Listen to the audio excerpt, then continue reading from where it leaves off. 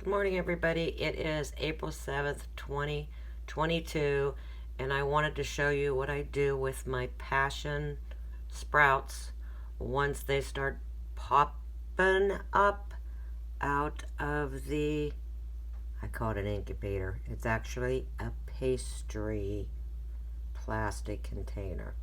But please note, before I take them out of here, there's a little bit of moisture on the top. You want that. And they're about 5 inches from an LED light, and they seem to like it. They're going to go from here into these little sauce containers that are sterilized, and I make an opening of the solo cup. So once they're healthy enough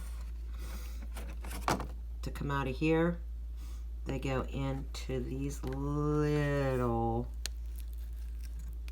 containers.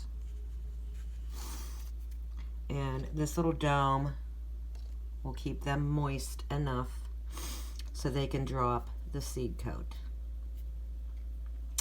If you have green growing on your pods, sprinkle with cinnamon. It does not hurt them. Don't worry about it. Happy planting. Please like and subscribe.